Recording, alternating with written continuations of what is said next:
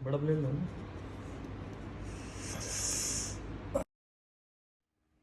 आदेश hospital, इस hospital की आज सारी करतूतां बताऊंगा जो जो यहाँ कर रहे आज के टाइम में, लोगों मार रहे, उसके बाद उन्होंने पैसे चढ़ा दें बच जा, ये सिस्टम कर रखा। कोई एक भी स्टाफ वहाँ मेरे साहब के उन्होंने ट्रेनिंग ट्रूनिंग पर रख रखे सारे, कोई गलत इंजेक्शन लगा रहा, कोई कुछ कर रहा। मैं मेरा ट्रीटमेंट चल रहा था तो मेरे से डॉक्टर ने सीटी स्कैन करवाने की पेट का, तो मैं सीटी स्कैन करवाने गया, इन्होंने मेरे से एक डाई दी पीने में। मैं वो डाई पी, उसके बाद पींदे ही मैंने थोड़ा सा लग गया था भी दिक्कत होगी कुछ शरीर में, तो मैं इनके पास गया। मैं क्या भी यूँ करके डाई तो मैंने दिक्कत हो रही थोड़ी, तो इन्होंने क्या करा एकदम कह रहे चलो लटाओ अंदर सीटी स्कैन करो एकदम। सीटी स्कैन करने गए, उसके अंदर उसके बाद इन्होंने 3 इंजेक्शन लगाए अंदर ही मेरा।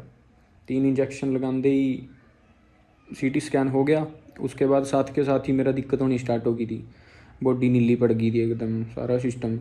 तो इन्होंने मेरे से उस टाइम एमरजेंसी में ले गए हैं। एमरजेंसी में इन्होंने ट्रीटमेंट स्टार्ट कर दिया, अपने इंजेक्शन लाए जो भी लाया इन्होंने। ठीक है, इन्होंने एक बार मैं बस जाने जोगा कर दिया, मतलब भी करा पहुँच जाएगा बंदा। ठीक है, इन्होंने मेरे से कह दिया भी जा सका तो।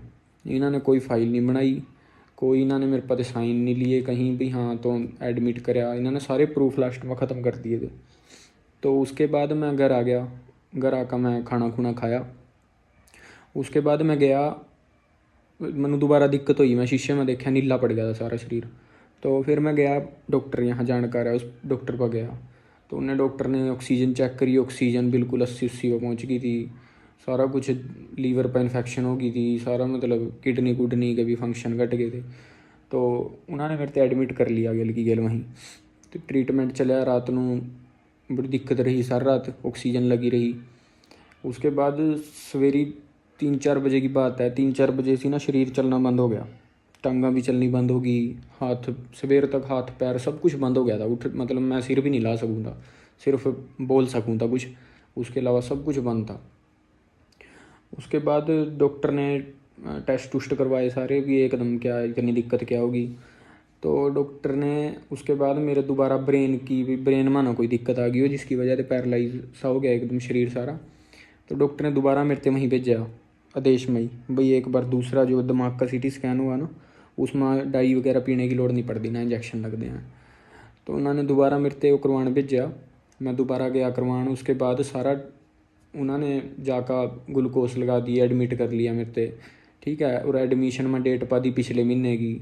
उसके बाद जब सीटी स्कैन होया, उसके बाद सीटी स्कैन के बाद ही मैं उनसे पूछा भी था ने क्या इंजेक्शन लगाए थे ऐसा मेरा, भाई इतनी दिक्कत होगी जो, मैं उठ तो सकूँ नहीं था, मैं तो पढ़ा पढ़ा पूछ रहा था सब कुछ।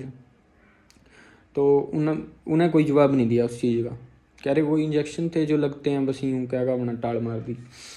उसके बाद मैं वहाँ पे शायद, हाँ आपा ने फिर लामा साइन करवाया उन्होंने मेरे पास, बई पेशेंट ਨੂੰ अपनी मर्जी से लेकर जा रहे भी आप भेज नहीं रहे हैं पेशेंट को।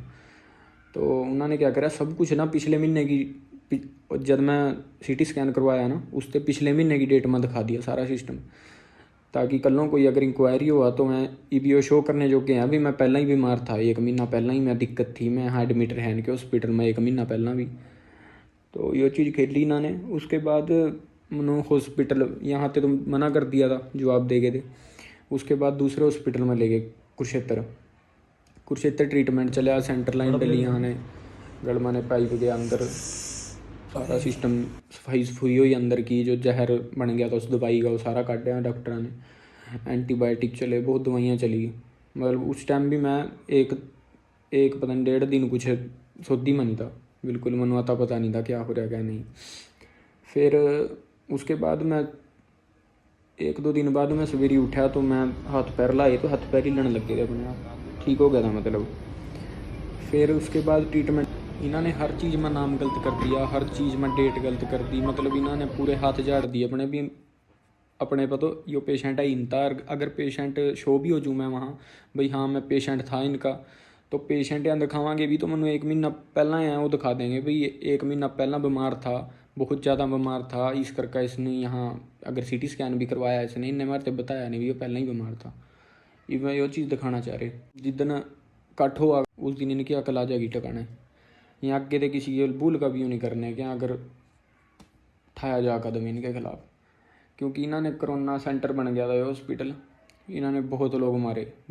चलो जब थर गलती होगी थी थर पते, मैं कौन सा थर पते यूँ कहा था भी मैनू पैसे दो, मेरे वहाँ 1.5-2 लाख रुपये लग गए, मैं कौन सा यूँ कहा था भी मेरे पैसे भरो।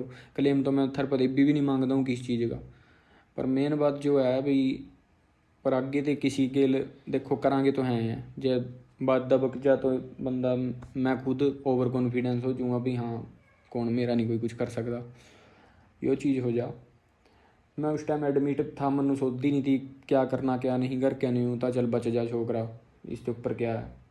इन्होंने तो भाई अपनी तरफ से मैं एक हिसाब से ख़त्म ही कर दिया था सिस्टम भाई, क्योंकि पैरालाइज हो गया यार। एक दिन मेरे हिसाब से डॉक्टर ने बताया था मेरे भी 1 दिन और रह जाता अगर नहीं हुई पैरालाइज, मैं कहीं ट्रीटमेंट अच्छी जगह ना चलांदा, सेंटर लाइन ना पड़ती, सफाई ना होंगी अंदर की, तो पैरालाइज ही रह जाता सारी उम्र वास्ता।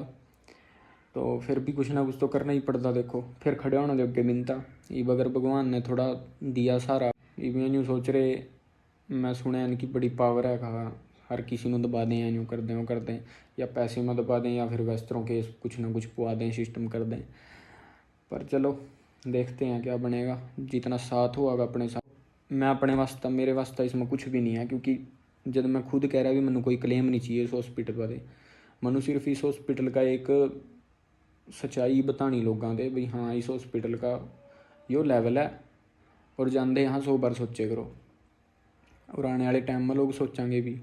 जिस दिन मैं गया था, जो भी मेरा ट्रीटमेंट चला वहाँ जो सब कुछ होया, वो सिर्फ एक कैमरे बता सका इस टाइम, या फिर मेरे पास 2-3 स्लिपां पड़ी दवाइयाँ की जो उन्होंने लगाई थी, वो चीज़ बता सका। उसके अलावा इन्होंने सब प्रूफ ख़त्म कर दिए, रजिस्ट्रा मत क्या सब कुछ ख़त्म कर दिया, नाम चेंज सब कुछ, डेटां बदल दी, पिछले पेज पर लामा कर रखा पिछले महीने का, है ही नहीं सड़ा कोई सिस्टम, हर चीज़ गलत कर रखी। और बाद में इब शो कर रहे भी मैं पहले ही बीमार था, मैंने एक हिसाब से ख़त्म ही कर दिया था शरीर, बिल्कुल कुछ नहीं छोड़ा था शरीर में। मैं खुद बता रहा मैं यूँ गर्दन यूँ भी नहीं ठा सके करूँ था, करके ठा सिर पकड़ का करके पानी पिलाए करा दे, इतना बुरा हाल हो गया था। घर के रो का पागल हो गए थे, बहन जो बाहर है वो रो का उन्हें हालत ख़राब करके दी। सपोर्ट करो जितनी हो सका, वीडियो में भी करो वैसे भी करो, ताकि कलों उम्मीद करो कि थारे घर का कोई बंदा उस हॉस्पिटल में ना जावा, घर का के आसपास का कोई पड़ोसी भी ना जावा उस हॉस्पिटल। किराए के मरीज देने की बात कर रहा है। नमस्कार जी, जी बोल रहे जी। हाँ जी भाई साहब नमस्कार जी। नमस्कार जी, राहुल राणा आदेश मेडिकल कॉलेज एंड हॉस्पिटल से जी। कहाँ से भाई साहब? आदेश मेडिकल कॉलेज है ना हॉस्पिटल जी, मोड़ा जी, मोड़ी। अच्छा अच्छा, हाँ जी भाई साहब बोलो जी। सर मुझे मिलनी पीजी बनी है सर। हाँ बताओ, मैं समझ गया जी। बताओ मैं समझ गया जी। सर ऐसा है सर ऐसा है जी, हमारी इंस्पेक्शन है कल, एनएलवीज भी आएंगे जी, गवर्नर भी आएंगे, और दिल्ली से भी जी है जो सेल मिनिस्टर वो भी आएंगे सर।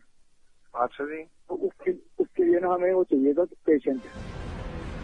इतना ही नहीं, बातचीत में वो मरीजों को सिर्फ एक रात के लिए अस्पताल में दाखिल करवाने की मिन्नत कर रहा है, और बदले में दाखिल होने वाले सभी मरीजों को मुफ्त रहना, खाना पीना और अस्पताल से छुट्टी के समय 200 रुपए देने की बात कर रहा है। हाँ तो सर हम इनको बोले कि हमें अभी लेके जाने हैं, रात को एडमिट करेंगे। एडमिट में क्या कुछ नहीं है, बेड पे लेट नहीं है जी, खाना पीना रहना सब कुछ इनका फ्री होगा जी। जी हाँ जी फ्री होगा सब कुछ, और इनको कल को शाम को हर बंदे को 200 रुपए देके भेज देंगे।